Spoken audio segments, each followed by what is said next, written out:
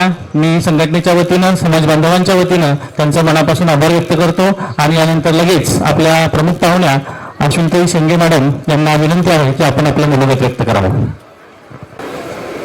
पुण्यश्लोक अहिल्यादेवी होळकर यांच्या कार्याला विनम्र अभिवादन करून सन्माननीय व्यासपीठ आणि या ठिकाणी उपस्थित असलेले आजच्या या गुणवंत विद्यार्थ्यांच्या सत्कारासाठी जमलेले सर्व विद्यार्थी आणि पालक वर्ग, खरं तर आपल्याला नवले सरांनी खूप सविस्तर मार्गदर्शन केलेलंच आहे. करिअरच्या संदर्भामध्ये काय गोष्टी करायला हव्या, काय गोष्टी करायला नका, या संदर्भामध्ये सगळ्या गोष्टी सविस्तर त्यांनी कळवलेल्या आहेत आपल्याला.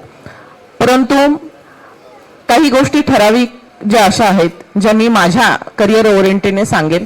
त्याचबरोबर आता या ठिकाणी एवढ्या मोठ्या संख्येने ज्या वेळेला पालक वर्ग सुद्धा जमलेला आहे, तर विद्यार्थ्यांनी काय गोष्टी बघितल्या पाहिजेत आणि पालकांसाठी काय गोष्टी खरं तर महत्वाच्या आहेत या संदर्भात सुद्धा मी माझं काही थोडक्यात मनोगत व्यक्त करणार आहे. आपल्या या करिअरला सुरुवात करताना सगळ्यात आधी महत्वाचं आहे पालकांची जबाबदारी काय आहे. मी या संदर्भात खरं तर खूप थोडक्यात सांगेन. आज पालकांच्या बाबतीत बोलतानाच मी इथं नमूद करेन की माझे वडील शिक्षक शेंडगे सर हे सुद्धा या ठिकाणी कार्यक्रमाला उपस्थित आहेत. मी यासाठी सांगते ते मला भूमिती विषय शिकवायला होते आणि 10वी पर्यंत भूमिती विषय शिकवून 10वी मध्ये मला भूमिती आणि गणित यामध्ये आउट ऑफ आउट मार्क मिळाले होते, 150 पैकी 150. 10वी मध्ये एकूण 93% मार्क मला मिळाले होते आणि 12वीला 90%. हे यासाठी सांगते की आता 10वी आणि 12वीची मुलं जास्त संख्येने इथे उपस्थित आहे, ज्यांचा सत्कार खरं तर आज आहे. 10वी मध्ये आणि 12वी मध्ये खूप चांगल्या प्रकारे उत्तीर्ण होऊन चांगले मार्क्स मिळवलेल्या विद्यार्थ्यांचं सर्वप्रथम मी खरं तर खूप कौतुक करेन. तुमचं खूप खूप अभिनंदन आहे. हे अभिनंदन याच्यासाठी आहे की पाठीवरती कौतुकाची थाप जोपर्यंत मिळत नाही तोपर्यंत एक उर्मी आपल्याला येत नाही आणि आपल्याला कोणतरी आजूबाजूला आपल्या घरापासून सगळे आजूबाजूचे आपलं कौतुक करतायत. आपल्या केलेल्या चांगल्या अभ्यासाचं त्या चांगल्या मार्कात रूपांतरण झाल्यानंतर आपल्याला एक कौतुकाची थाप मिळते. ही थाप मिळणं सुद्धा खूप गरजेचं आहे. कारण मला आठवतं माझा 5वीतला एक किस्सा होता. 5वीत असताना मी 96% मार्क्स मिळवलेले होते आणि वर्गात आणि महाविद्यालयामध्ये 10वी पर्यंतच्या पहिला नंबर मिळवला होता. त्यावेळेला सत्कार तुमच्यासारखंच असं पुढे मी ज्या वेळेला बसली होती, 5वीचे एक विद्यार्थ्यांनी जेमतेम काय कळायचं असेल त्या वयात आणि सत्कार घ्यायला ज्या वेळेला पुढे आले, प्राचार्याने माझा सत्कार केला, हातात पुष्पगुच्छ दिला आणि शब्दास बेटा तुला चांगला मार्क्स मिळाले, यावर्षी तू यश मिळवलंय, परंतु यश टिकवण्याला खूप कठीण असतं आणि यश टिकवणं खूप अवघड आहे. आज जर मार्क्स मिळवलेत अशीच मार्क्स मिळवत राहिली तर त्याला यश म्हणतात. आजचं फक्त तुझं एका परीक्षेत असणारा फक्त छोटंसं यश आहे. मला काहीच त्याचा अर्थ कळाला नव्हता. वडील शिक्षक होते. मी घरी जाऊन विचारलं की सर असं का म्हणाले. त्यावेळेला मला त्यांनी अर्थ सांगितला, एखाद्या परीक्षेत ज्या वेळेला आपण उत्तीर्ण होतो ते त्यापुढचं तात्पुरतं यश आहे, परंतु ज्या वेळेला कायमस्वरूपी तुमचा यशाचा आलेख वाढत जातो, उत्तीर्ण वाढत जातो, त्यावेळेला ते मिळणारं यश हे कायम चिरकाळ टिकणारं यश आहे.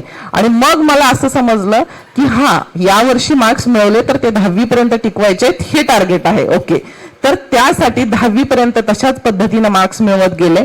10वी मध्ये सुद्धा बोर्डामध्ये ज्या वेळेला मार्क्स मिळाले तेव्हा कुठेतरी वाटलं की हा आपल्याला जमू शकतंय. आपल्याला जमू शकतंय हे कळणं सुद्धा खूप महत्वाचं आहे, हे लक्षात घ्या.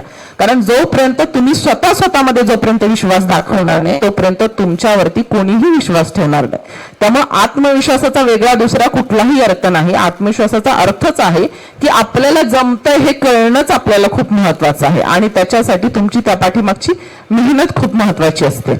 आणि मग अशा प्रकारे ज्या वेळेला तुम्ही एखाद्या परीक्षेत उत्तीर्ण होता त्यावेळेला स्वतःचं कौतुक पाठीवरती हात ठेवून लढा म्हणणारे सुद्धा आपल्याला गरजेचे आहेत. आणि खरं तर आजचा कार्यक्रम ज्यांनी आयोजित केला सर्व आयोजकांचे मी मनापासून सुरुवातीलाच आभार मानते की अशी कौतुकाची पाठीवरती थाप देण्यासाठी तुम्ही सर्व आयोजक मंडळी झटतायत. आणि आज पिंपरी चिंचवडमध्ये काकडे साहेबांनी मला खरं तर ह्या कार्यक्रमाचं आमंत्रण दिलं. त्यावेळेला सांगितले विद्यार्थ्यांच्या गुणवंत विद्यार्थ्यांचा सत्कार आहे. सुरुवातीला मी सरांना म्हणलं सर मला थोडं जमणं कठीण आहे कारण माझं 9 महिन्यांचं बाळ आहे आणि मला त्याला सोडून फारसं जास्त वेळ लांब थांबता येत नाही.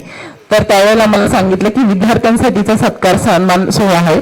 मग मला माझ्या शाळेचे दिवस आठवले आणि म्हणून मी ठरवलं की आईच्या आधीही मी एक कर्तव्यावरती असणारी एक महिला आहे आणि कर्तव्यावरती असताना जर आपल्या या करिअर पर्यंत मला पोहोचण्यासाठी माझ्या आई वडिलांनी जे कष्ट घेतले, मी कष्ट घेतले आणि त्या कष्टाच्या याच्यामध्ये ज्याला मला कौतुक केलं असेल, त्या कौतुकाच्या थापीने जर मी पुढे गेले असेल तर माझं सुद्धा हे परम कर्तव्य आहे की अशा कुठल्या विद्यार्थ्यांचा सत्कार सोहळा होत असेल तर त्यांचा देखील सन्मान करणं आणि त्या सगळ्यांचं कौतुक करणं हे सुद्धा माझं कर्तव्य आहे. आणि म्हणून मी या ठिकाणी उपस्थित राहिले तुमच्या सर्वांच्या सन्मानासाठी. म्हणून यापुढे पालकांचं ज्या वेळेला मी सांगते की पालक वर्गांचा खरं तर खूप महत्वाचा रोल याच्यामध्ये का आहे, आपल्या मुलांमध्ये खास करून लक्ष देणं खूप गरजेचं आहे. पालकांसाठी मी खरं तर आवर्जून जे सांगत होते, माझे वडील शिक्षक असले मी सांगितलं तरी आई माझी जेमतेम आणि शाळेत वर्गात शहर शिकवत होते म्हणून वडील हे कडक शिस्तीचे, परंतु आई जेमतेम शिकली असली तरी आई माझी गुरु यासाठी मी सांगते कारण ती मला पुढे बसून अभ्यास घ्यायची. तिला फारसं कळायचं नाही, काय अभ्यास करते हे आजही कळत नव्हतं, फक्त एवढं कळायचं की मुलं अभ्यास करतायत. आणि त्यावेळेला मला एक गोष्ट तिने आवर्जून सांगितलेली, मी तुम्हालाही पालक म्हणून सांगेन, ती एवढंच म्हणायची की ज्या वेळेला 4 बायका 4 माणसं सगळी एकत्र आम्ही पाहुणे एकत्र येऊ, बाहेर कुठेतरी समाजामध्ये जाऊ, त्यावेळेला 4 बायका एकमेकांना पहिल्यांदा जर कुठला प्रश्न एकमेकींना विचारतील तर तो काय असेल, कुठली साडी नेसले, किती बँक बॅलन्स आहे असं विचारेल का, घरी किती प्रॉपर्टी आहे, बंगला किती आहे, तुमची मुलं काय करतात हा पहिला प्रश्न विचारेल. आणि ज्या आईला ज्या वडिलांना आपली मुलं काय करतायत हे उंच मानेने सांगता येईल ते आई वडील खरं तर खूप भाग्यवान आणि ती मुलं त्यापेक्षा जास्त भाग्यवान. आणि मुलं हीच खरी आपली संपत्ती आहे असं मानणारी माझी आई. आणि यामुळेच मला एक उर्मी जाणवली की आपल्याला काहीही करिअर करायचं असेल तर असं करायचं की ज्यामुळे आपल्या समाजामध्ये आई वडिलांचं नाव आणि आई वडिलांची उंची वाढेल. आणि ज्या वेळेला माझ्या स्पर्धा परीक्षेचा निकाल देखील लागला, आई वडिलांच्या आणि माझ्या डोळ्यामध्ये जे एका वेळेला सेम अश्रू होते याची किंमत कुठल्याही पैशाने कधीही करता येऊ शकत नाही. तसे अश्रू कधीही ठरवून सुद्धा एकमेकांच्या डोळ्यामध्ये आणता येत नाही. आणि म्हणून ह्या सर्व मुलांना इथं जमलेल्यांना मी एक सांगेन की खूप कष्ट करा, खूप मेहनत करा, कारण टाकीचे घाव सुचल्याशिवाय देव पण येत नाही. आज तुम्ही इथेही बघत असाल आजूबाजूला तर खुर्च्या ठेवणारे इथं एक जे काम करणारे दादा आहेत ते सुद्धा 60-70 वयाचे असतील. मी बऱ्याच वेळापासून त्यांच्याकडे बघते, 60 ते 70 वयाच्या मध्ये सुद्धा माणूस जर एवढा कष्ट करतोय, तुम्हाला तर फक्त बौद्धिक कष्ट करायचंय, एका जागेवर बसल्या ठिकाणी फक्त अभ्यास करायचाय. आणि म्हणून ज्या वयात जे नेमून दिलेलं काम आहे ते करणं खूप गरजेचं आहे. आणि आत्ता आयुष्यामधला सगळ्यात महत्वाचा टप्पा मुलांसाठी तुम्हा कुठला असेल तर तो तुमचा करिअर घडवण्यासाठी तुमचं समोर असलेला अभ्यास करणं, याच्याशिवाय कुठलाही पर्याय नाही. मी MPSCचं इंजिनिअरिंग कंप्लीट झाल्यानंतर मी पुण्यामध्येच अभ्यास सुरुवात केली. त्यावेळेला एकच ठरवलं की मला परत हा अभ्यास करायचा नाही. म्हणजे मी असा उद्वेगानं ठरवलं की मला ही पुस्तकं परत पुढच्या वर्षी वाचायची नाहीये. म्हणून ज्या वेळेला मी 2014ला इथं आले, 15ची एक्झाम सिलेक्ट झाली, 2016 मध्ये वर्ष 24व्या वर्षी मी पहिल्या अटेम्प्ट मध्ये प्री मेन्स इंटरव्ह्यू क्लिअर झाले. आणि याचं कारणच हे आहे की खूप उद्वेगानं ठरवलं होतं की जो काही 2, 3, 4 काय ऍव्हरेज किती वर्ष लागतात UPSC MPSC करण्यासाठी, जर ऍव्हरेज 2, 3, 4 वर्ष लागत असतील तर मला एक करायचंय की संपूर्ण अभ्यास तो त्या वर्षभरामध्ये करायचा. मग त्याच्यासाठी काय करावं लागतील तर तास वाढावे लागतील. सकाळी 6:30 पासून लायब्ररीला बसत होते, रात्री 10 वाजेपर्यंत बसत होते. मला इतक्या अभ्यासाची कधीही सवय नव्हती, परंतु ती सवय लावली आणि लावणं हे खूप गरजेचं आहे. कारण ज्या वयात नेमून दिलेलं जे काम आहे, जे कष्ट आहेत ते करणं खूप गरजेचं आहे. जोपर्यंत तुम्ही ह्या कष्टाला इतर पर्याय शोधाल आणि कष्ट टाळाल त्यानंतर तुम्हाला मात्र ते यश संपादन कधीच करता येणार नाही, ती वर्ष कधीच फिरून येणार नाहीत. आज तुमचे पालक मान्य करतील, मीही मान्य करेल की मागे जरी फिरून मी जायचं आणि माझ्या 10वीचे अजून मार्क वाढवायचे, 12वीचे अजून मार्क वाढवायचे ठरवलं तरी परत जाऊन ती कोणीही परीक्षा देत नाही, परत जाऊन त्या वर्षात बसत नाही. त्यामुळे ही करिअरची खूप महत्वाची वर्ष आहेत. आणि या वयामध्ये सगळी तुमच्या बाजूला आजूबाजूला प्रलोभनं देखील आहेत. आमचा जमाना, आमच्यापेक्षा आई वडिलांचा जमाना, समोर बसलेली सगळी जी काही आहे ही ज्येष्ठ मंडळी सांगतील की त्यांचा जमाना खूप चांगला होता की त्यावेळेला एवढी प्रलोभनं अजिबात नव्हते.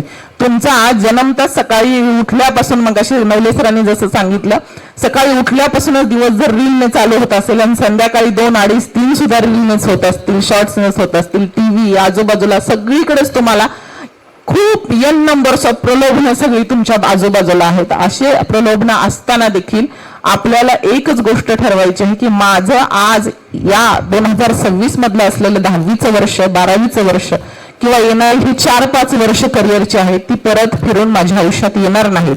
त्यामुळे ही सगळी प्रलोभनं बाजूला ठेवायची आहेत आणि 4-5 वर्ष ही आयुष्याची खूप महत्वाची मोलाची आहेत, त्याच्यावरती लक्ष द्यायचंय.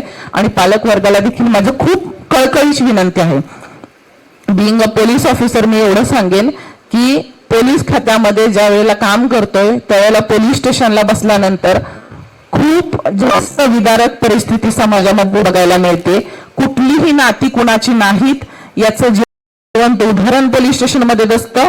आणि कुठल्याही नात्यामध्ये तुम्ही कितीही गुरफटून ऐकून राहिलात तरी त्याचा खरा चेहरा जो आहे समाजामधला तो तुम्हाला पोलीस स्टेशनमध्ये दिसायला मिळेल. एखादा व्यक्ती ज्या वेळेला माझ्याकडे आला होता, सर काकडे साहेब, एक व्यक्ती आला होता तेव्हा म्हटला मी आयुष्याच्या अशा टोकर आहे की मला खूप नैराश्य आलेलं आहे आणि माझ्याकडे आत्महत्या करण्याशिवाय पर्याय नाही आणि पोलीस खात्यामध्ये आत्महत्या करणं सुद्धा गुन्हा आहे. अशा वेळेला त्याला डिटेन केलं जातं. त्या वेळेला त्याला डिटेन करण्यात आलं होतं, परंतु त्याने असं सांगितलं की आत्महत्या करण्याशिवाय पर्याय नाही. मी म्हटलं ठीक आहे, तुम्हाला जर असं वाटत असेल की त्याच्याशिवाय पर्याय नाही, मी सांगते तेवढं फक्त 1 दिवस तुम्ही लांबवा. 1 दिवस मी पोलीस स्टेशनमध्ये आमच्या ठाणे अंमलदाराचा म्हणजे पोलीस स्टेशनमध्ये तक्रारी जिथे दाखल केल्या जातात त्या तक्रारदाराच्या कक्षाच्या बाजूला तुमची एक खुर्ची लावते आणि दिवसभर फक्त तुमचं काम आहे की तिथं बसा. ते म्हटले एवढं सोपं काम करायचं, त्यानंतर तुम्ही सोडून द्याल? हो सोडून देईल म्हणलं, तुम्ही फक्त तिथे बसा, सोडून दिलं जाईल. त्यानंतर ते दिवसभर त्या ठिकाणी बसले आणि संध्याकाळी 7-7:30 वाजता माझ्याकडे ऑफिसला आले आणि म्हणाले तुम्ही तसं का म्हणाले हे मला कळालं. माझ्या आयुष्यातले प्रॉब्लेम्स हे खूप कमी आहेत, लोकांच्या आयुष्यामध्ये त्याच्यापेक्षाही खूप विदारक परिस्थिती आहे आणि ती परिस्थिती मला दिसली. त्यामुळं किती मार्ग मला पुढे जायला अजून आहेत याचं सुद्धा मला दिवसभरात आकलन झालं. त्यामुळे तो तर कुठला मार्ग असूच शकत नाही, परंतु आयुष्यामध्ये इतर संधीची जी दारं आहेत ती दारं आपण बघितली पाहिजेत. त्यामुळं ह्या विद्यार्थ्यांसाठी सुद्धा पालकांसाठी सुद्धा आहे की आपल्या पाल्यावरती खूप काळजीपूर्वक, जसं 4-5 वर्ष करिअरची त्यांची महत्वाची आहेत, मी असं म्हणेन की तुमच्या आयुष्यातली पाठीमागची 4-5 वर्ष वयाची जी शाळे जीवनाची असतील त्याच्यापेक्षाही महत्वाची ह्या मुलांची 4-5 वर्ष ज्याच्यावर लक्ष देणं तुमचं काम आहे. आणि म्हणून वय वर्ष 12 मध्ये पळून जाणं, 13व्या वर्षी 9 महिन्यांच्या नंतर बाळाला जन्म देणं आणि आणखीही खूप म्हणजे तुम्हाला सांगताही येणार नाहीत अशा परिस्थितीची गुन्हे जे घडतायत आणि त्या गुन्ह्यांचं जे काही स्वरूप दिसतं त्यावेळेला कळतं की मग पालकांनी आपल्या मुलांवरती लक्ष देणं किती गरजेची गोष्ट आहे. काही ठिकाणी कळालेलंही नाही की आपल्या मुलीकडे एखादा मोबाईल होता, मुलगा आपल्या कुठल्या तरी वेगळ्याच वळणावरती होता, शाळेला जातो, शाळेला जाते ही आपल्याला फक्त रोज वाटतं आणि आपण त्या उपर त्यांच्यावरती जो विश्वास ठेवतो. ह्या जनरेशनमध्ये या सगळ्याच गोष्टीवरती विश्वास हे जरी आपण ठेवला तरी त्या प्रत्येक विश्वासाला क्रॉस चेक करणं हे आपलं काम आहे. कारण पिढी तशी आहे, जनरेशन तसं आहे, टेम्पटेशन त्यांचे तसे आहेत, आजूबाजूला त्यांची संगती कशी आहे हे आपल्याला माहित नाही. त्यामुळे हे खूप गरजेचं आहे की पालकांनी वयाच्या करिअरच्या मुलांच्या करिअरच्या वयामध्ये खास करून त्यांच्याकडे लक्ष देणं ही तुमची खूप जबाबदारीची गोष्ट आहे. मग मी म्हणेन की एखादी मालिकेचा एपिसोड राहिला तरी चालेल, तुमच्या शाळेचं, तुमचं करिअरचं किंवा तुम्हीही ज्या व्यापामध्ये असाल, तुम्हीही नोकरीच्या ठिकाणी असाल, तुम्हीही काबाड कष्ट करत असाल तर तुम्ही ज्याच्यासाठी करताय, ज्या भविष्यासाठी उद्या करताय त्या भविष्याचा वर्तमान आज जर तुम्ही नाही बघितला तर तो भविष्य कसा असेल हे तुम्हाला सांगता येणार नाही. आणि म्हणून जे मगाशी म्हणाले की मुलं फक्त शिक्षणानं आणि करिअरनंच घडवायची नाहीयेत तर ती त्यांच्या संस्कारानं सुद्धा घडली पाहिजेत. कारण आज ही खूप काळाची गरज आहे की मुलं संस्कारमय होणं गरजेचं. जर आपल्याला वाटतं समाज संस्कारमय व्हावा तर आपली मुलं संस्कारमय होणं खूप गरजेचं आहे. कारण आपली मुलं जोपर्यंत स्त्रीला सन्मान देणार नाहीत, आपली स्त्री जोपर्यंत स्वतः स्वाभिमानी कसं वागायचं हे कळणार नाही आणि ह्या गोष्टींचं बीज आपण तोपर्यंत आपल्या मुलांमध्ये रोवणार नाही तोपर्यंत ही समाजाने ही पिढी आपली सुदृढ होणार नाही. म्हणून आई वडिलांचं आजचं तुमचं स्वतःचं करिअर घडवण्याच्या सुद्धा बरोबरच हे महत्वाचं आहे की तुमच्या येणाऱ्या पिढीचं ज्या वेळेला करिअर बघता, तुम्ही तुमच्या मुलांकडे बघता, त्यावेळेला आपल्या मुलाला किमान मनाचे श्लोक तरी आले पाहिजेत. मनाचे श्लोक यावेत का नाही यावेत, कशासाठी यावेत मला ह्याचं उत्तर नाही देता येणार, परंतु हे का शिकवावेत तर ती आपली जी संस्काराची पिढी आहे ती पिढी आपल्या आई वडिलांनी आपल्याला जसं घडवलं तसंच आपल्याला त्यांना घडवता यावं म्हणून आपल्याला कुठेतरी नतमस्तक व्हावं. ह्या निसर्गाची किमया जिथं आहे त्या किमयेच्या पुढे आपल्याला नतमस्तक व्हावं, पर्यायानं आपल्या आई वडिलांना पण नतमस्तक व्हावं. एवढं जरी आपल्या मुलांना संस्काराचं देणं आपण देता आलं तर ते नक्की करा. कारण मी यासाठीच सांगते की पोलिस खात्यामध्ये ज्या गोष्टींचे अनुभव आम्हाला येतात त्यावेळेला वाटतं की कुठेतरी आई वडिलांनी मुलांकडे लक्ष दिलं असतं बरं झालं असतं, कुठेतरी मुलीनं आई वडिलांचं ऐकलं असतं तरी बरं झालं असतं, कुठेतरी मुलाने आपल्या संगती चांगल्या निवडल्या असत्या तर बरं झालं असतं. कारण गुन्हा घडल्यानंतर फक्त त्या घडलेल्या गुन्ह्यांकडेच बघू वाटत नाही तर समाजामध्ये एक व्यक्ती म्हणून मला त्या गुन्ह्यांच्या पाठीमागे ज्या वेळेला बघावं असं वाटतं त्यावेळेला मग ती खंत देखील वाटते आणि म्हणून ती खंत आपल्याला बोलून दाखवते. आणि म्हणून मुलांच्या करिअरकडे लक्ष देताना मुलं कशी घडतायत, त्यांची संगती कशी आहे याच्याकडे आवर्जून बघा. आणि मुलांचं हे महत्वाचं काम आहे, पालकांचं जसं लक्ष आहे पाल्यांचं हे काम आहे की आपल्याला ही करिअरची जी महत्वाची वर्षण जी संधी मिळते, आज तुम्हाला ही संधी जी मिळते, आज कितीतरी लोक आहेत, तुम्ही जर खरंच तुम्हाला अजूनपर्यंत माहित आहे ना, नाही ऊस तोड कामगार ज्या वेळेला येतात तुम्ही एखाद्याच्या फडावरती जाऊन बघा, त्या मुलांची जी अवस्था असते त्या एवढ्याशा जन्मलेलं 8-9 महिन्यांचं सुद्धा बाळ मी बघितलेलं आहे आणि 1-2, 4-5 वर्षाची सुद्धा मुलं बघितलेली आहेत ज्यांना आजही शिक्षणाची संधी देखील मिळणं खूप मुश्किलीची गोष्ट आहे.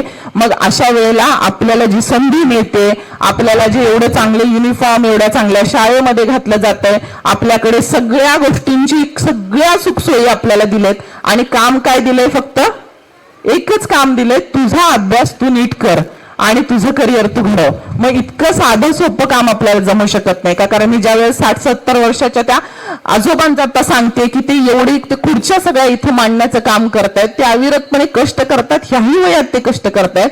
आपल्याला फक्त बौद्धिक कष्ट करायचं आहे, ते काही एवढी मोठी गोष्ट नाही. बौद्धिक कष्ट करणं याच्यासाठी दिलेल्या सुखसुविधेमुळे तुम्हाला जे करायचं आहे ती खूप आणि म्हणूनच आई वडिलांच्या कष्टाचं सुद्धा जाण असली पाहिजे.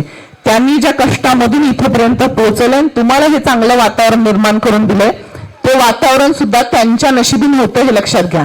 मग अशी नवले सर म्हणले आपल्या आई वडिलांनी सांगताना सारखं सांगू नये, ह्या गोष्टी करू नये की आमच्या वेळेला ह्या मिळाल्या नव्हत्या.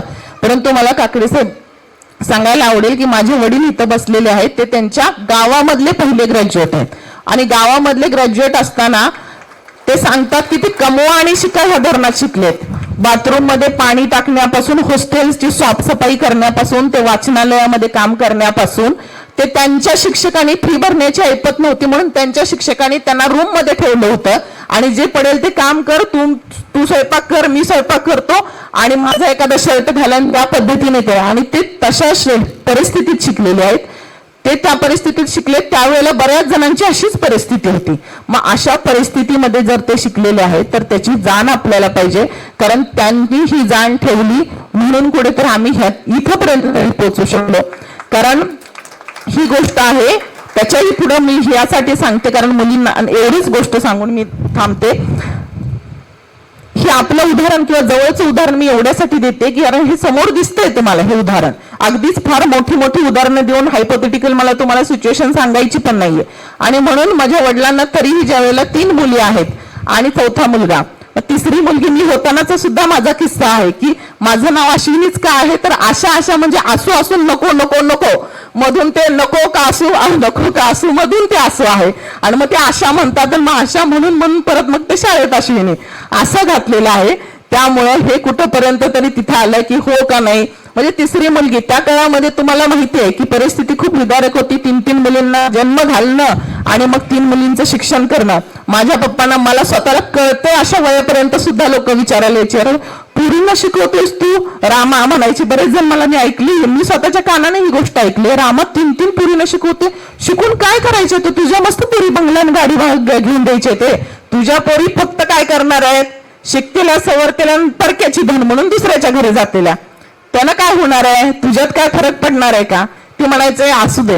पप्पांचं हेही वाक्य मी ज्यावेळेला ऐकलं, असू दे, माझी ऐपत आहे, माझी जेव्हा ऐपत नव्हती तेव्हा कुणीतरी मला शिकवलं, आज माझी ऐपत आहे, मी एवढं तर काम शिक्षक म्हणून एवढं तर काम करू शकतो की माझ्या पोरींना तरी पोराबाळांना शिकवू शकतो. आणि म्हणून मला सांगायला अभिमान वाटेल की माझ्या वडिलांनी ती निर्णय घेतला, ते शिकवलं म्हणून माझी एक बहीण, सगळ्यात मोठी बहीण डॉक्टर आहे, दुसरी बहीण शिक्षिका आहे. आज मी डिवाइस PSCP म्हणून MIA मध्ये कार्यरत आहे आणि माझा भाऊ सुद्धा गुगलमध्ये सॉफ्टवेअर इंजिनियर आहे. आणि ही सगळी शिक्षणाची जी देण आहे ही सगळी त्यांच्यामुळे आम्हाला मिळाली. आणि आई जी म्हणत होती की मुलं हीच संपत्ती आहे, अजूनही ती म्हणतात की मुलं ही संपत्ती आहे, ती आमची आम्ही चांगली घडवली, बाकी आम्हाला काही बंगला गाडी काही नको. आणि मग आमचं हे कर्तव्य आहे की म्हणून मी माझं नाव सुद्धा ज्यावेळेला अश्विनी रामचंद्र शेंडगे लावते ते माझं माहेरचं लावते एवढ्यासाठी त्यांच्या कष्टाची जाण. ते जर म्हणतात की वंशाचाच दिवा आहे आणि परत आडनाव सुद्धा आपलं लागायचं नाही, तर मी त्या हट्टासाठी का होईना पण का माहेरचं नाव काय घडतं का म्हणून मग तेच नाव माझं कंटिन्यू केलेलं आहे.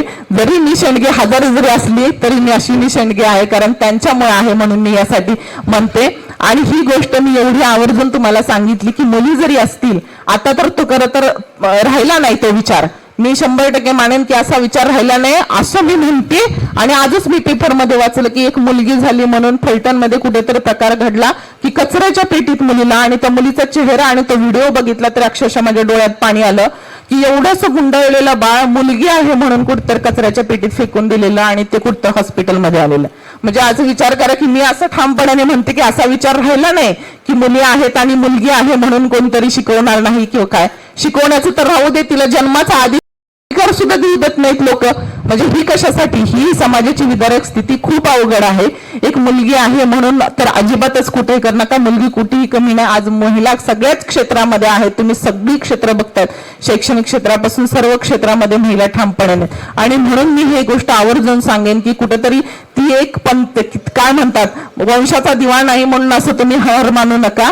ती पंथी जरी असली तरी ती दोन्ही घराला ती प्रकाश देण्यासाठी पुरेशी आहे. आणि म्हणून जे आपलं कुटुंबामध्ये आपले जे मुलगा असू दे किंवा मुलगी असू दे, एकच ठामपणाने ठरवा की त्यानं चांगलं करिअर घडवण्यासाठी आणि सगळ्यात सरते शेवटी एक चांगला माणूस म्हणून, मग ती चांगली मुलगी चांगली संस्कारी मुलगी असेल, मुलगा हा चांगला संस्कारी मुलगा असेल तर तो कधीही कुठल्या अपयशाला खचणार नाही. तो खूप चांगल्या प्रकारे यश पण पोचवू शकेल आणि अपयश आलं तरीही तिथं थांबणार नाही आणि आपल्याला निर्धाराने परत पुढे जाईल, परत चांगलं करिअर घडवेल. आणि ह्या सगळ्या गोष्टीमध्ये एक गोष्ट तो कायम लक्षात ठेवेल, जे म्हणजे आपल्या आई वडिलांची मान मला कायम उंचवायची आहे. असं जोपर्यंत खुणगाठ मुलं बांधणार नाहीत आणि मुलं ही खुणगाठ बांधत असताना पालक आपले अशी विचार करतील की ही माझी पिढी, माझी हे संस्काराची पिढी मला अशासाठी पुढे न्यायची आहे की फक्त एखादं पुस्तक एखादं करिअर करून तो फक्त अमेरिकेला, आता मग अशी नवले सरांनी सांगितलं की इतकंही मला करायचं नाही की जाईल तो अमेरिकेमधून तिथं सेटल होईल आणि माझ्या सरते शेवटी अंत्यविधीसाठी जर तो येणार नसेल तर मात्र तिथं आपण सपशेल अपयशी ठरलो असंही समजा. म्हणून संस्कार ही सरते शेवटी खूप महत्वाचे आहेत आणि आपल्या सगळ्यांना आज संस्काराची एक शिदोरी ही बांधण्याची गरज आहे. हीच मी सगळ्यांना प्रार्थना करेन. आणि सर्व इथं जमलेले पालक वर्ग यांना तुमच्या ह्या पाल्यांनी ज्या 10वी आणि 12वीच्या परीक्षेमध्ये चांगले मार्क मिळवून उत्तीर्ण होऊन चांगल्या मार्काने आज यांचा गुणवंतांचा सत्कार इथं ठेवलेला आहे, म्हणून पालक वर्गाचे खरं तर मी खूप खूप अभिनंदन करते. आणि त्यानंतर हे सत्कारमूर्ती सर्व विद्यार्थ्यांचा देखील खूप खूप गौरव करते. तुम्ही ह्या यशाच्या शिखराच्या पहिल्या पायरीवर आहेत असं समजा. इथून पुढे अजून बरीच शिखरं तुम्हाला गाठायची आहेत आणि त्या सगळ्या शिखरांसाठी तुम्हाला एक जिद्द चिकाटी आणि चांगला निर्धार तुमच्या मनामध्ये जन्मावा आणि त्या निर्धारावरती तुम्ही चालावं, यासाठी तुम्हा सर्वांना खूप खूप शुभेच्छा देते आणि माझं मनोगत थांबवते. धन्यवाद. जय हिंद, जय महाराष्ट्र.